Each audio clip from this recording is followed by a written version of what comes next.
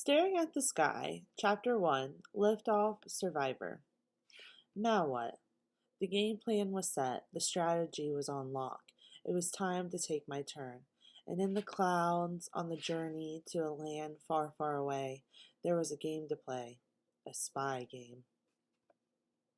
When I landed in North Dakota in March 2020, the games had begun. I have big dreams, and there's no bigger dream than I have than the one of love. Success is nice, but success is nothing if you have no one there to share it with. When the journey began, it was time to move forward. You cannot start in the war room. You must venture out. Starting over, it took a plan. Every plan in my life, you must come out with a plan. Starting over, after earning it all, it was time to undo what had been done, undo a decision made in survival mode. As a young girl living in survival mode, decisions were made to merely just get by, living in a life to just survive. There comes a point you get exhausted, and in the exhaustion of climbing out of hardship, you get smart. You use the experience. You get better. You grow. You decide to be better than who you were. You learn to forgive yourself for not choosing better. Your resume, you build your resume. Now you are no victim. You have learned. You are ready to rebuild a new life. There are some climbs that you must do alone. You do not have a magic fairy godmother to grant you your wishes.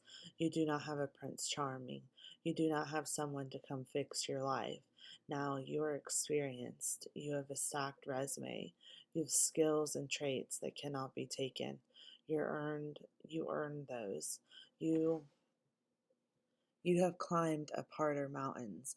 You have journeyed journeys that have never thought you could. Younger you is proud of you, but you must do it again. The mountain is bigger.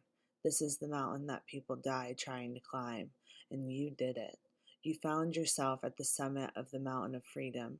You are so impressed with yourself. You are so impressed that you did it, that you dream bigger dreams. You go higher, a height that people are too scared to take. It's a journey that requires a jump in faith. Faith is your ability, faith in your ability alone. Faith is being able to grow wings in the free fall of the sky.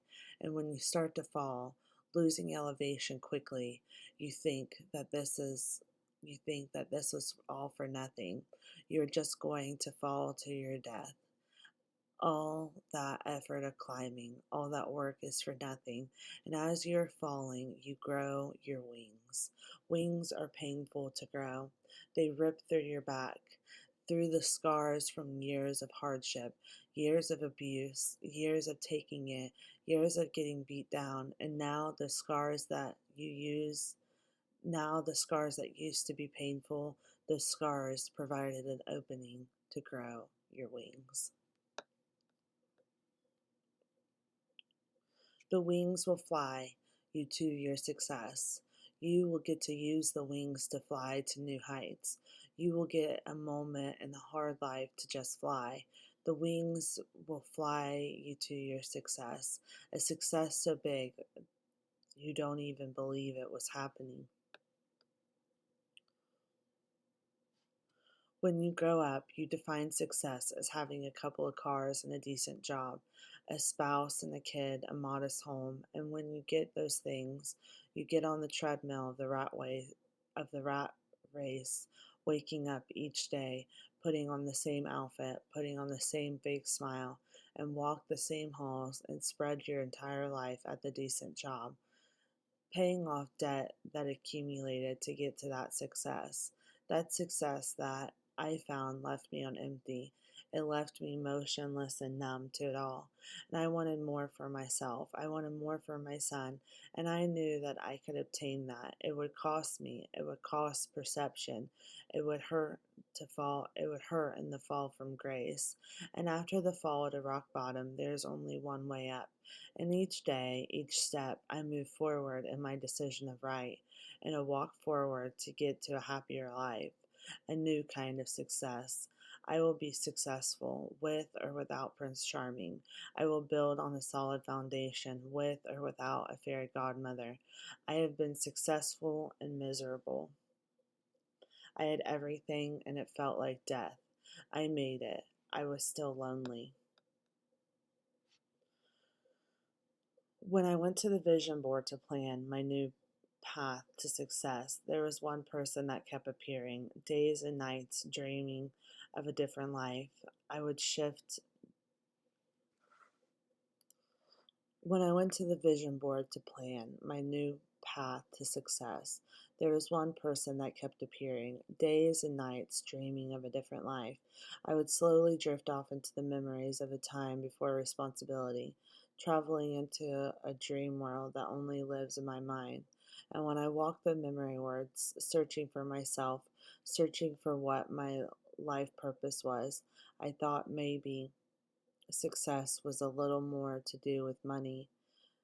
I thought maybe success had very little to do with money and titles, and maybe success was getting back to the place, a place that only I lived in my mind with a person that does not exist anymore, a person that only existed in my childhood. That person was gone. In rebuilding myself, I wanted to do it with him. And after the park in December 2020, I knew that I wanted to spend my days and nights with my best friend. In the park in December 2020, it was apparent that nothing had changed. He was the same person. He was the same person, and I was the same. He was someone that talked about things I was interested in. I was a girl that had gift bags in my trunk for kids. I still had used coffee cups everywhere. And we were just a couple of old friends. And it was the first time we spoke at length since high school. We talked in casual small talk. That was the first time that we got serious quick. You gonna change my oil, brush my hair, and call me pretty? Okay, cool. Let's grow old together. Thanks. It was some unsaid words. It was time to rebuild and replant. It was going to have to set my life on fire. Divorce is ugly. It's hard to get through. You start to understand why people pick murder. But I'm too pretty for prison. Let me take that out. Just a joke. Ha, ha, ha. Divorce is ugly. It's hard to get through. And although sometimes free meals and a room full of girls Sometimes free meals in a room full of girls does not seem that bad. Free health insurance, work programs, but prison is not a goal plan. I need to I need to get my head in the game.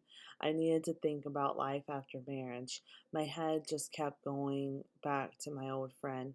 My head just always pulls to those memories. My head just floats to the room to that catalog.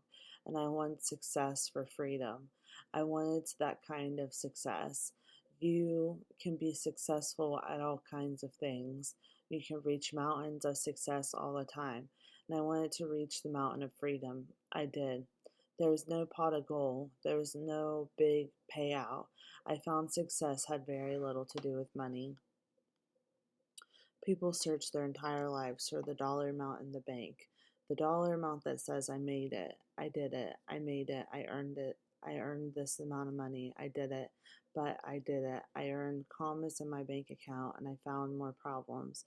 I found myself in a meaningless life, and each day, like Groundhog's Day, of the same never ending problems. I wanted to be free, free of bills, free of clock and screen, free of addiction, free of trauma, free of the rat race, and I did it. There was no pot of gold, and when I found freedom, I found oceans of dreams.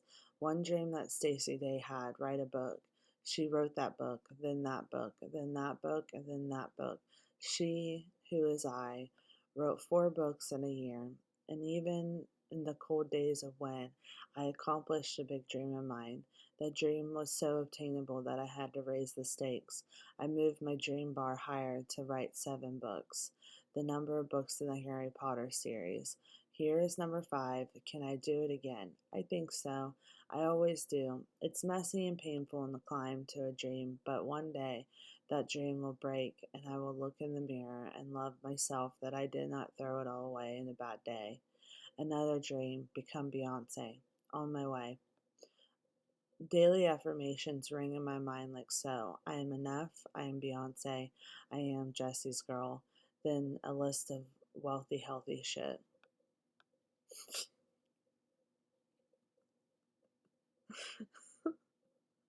Oh, I'm a comedian.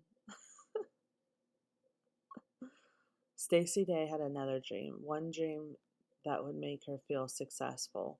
The old friend always made her feel so full, successful. The dream becomes more unobtainable than becoming Beyonce. I mean, damn, what is taking so long? The wait is so. The wait is about as long as, you know, the suspense is killing me.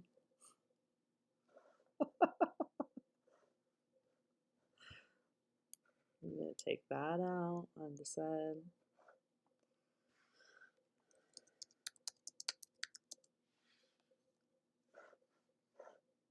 To get to that dream, the dream of being around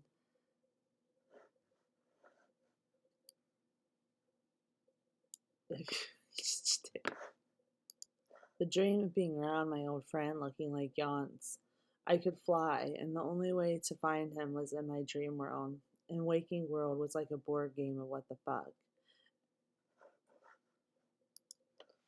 I took out that.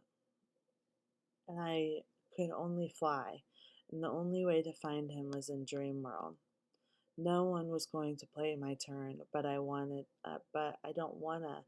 In the game of life, you must play. You cannot skip turns.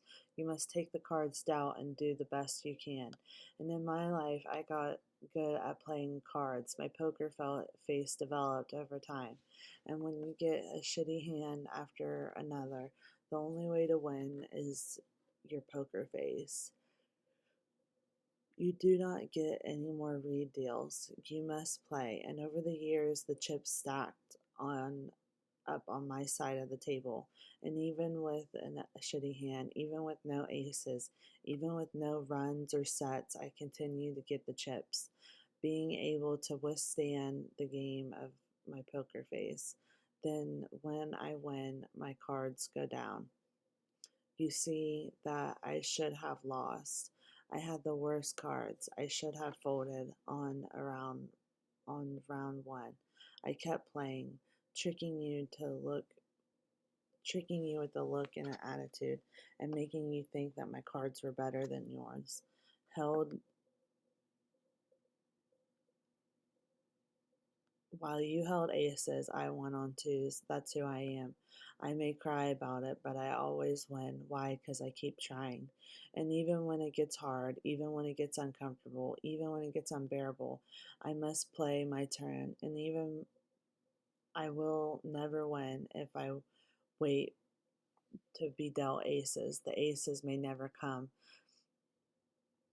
They may never get dealt, and you must play and do your affirmations and dream. Dreams are just dust without action. When I'm standing there smiling that I won, I will forget about throwing the cards, refusing to play. I will just be laughing that I wiped my tears, continued, and then round after round of after almost quitting, I got all the chips. Those rounds after I almost quit, those rounds are the things that change strategy. I got smarter. I learned that you don't have to play the best cards to win. You just have to be smarter than everyone at your table. Those cards are not in a deck. Those cards are on my shoulders. Those cards only come from within. So I say I hate playing cards. Who am I kidding? I love playing cards. The end.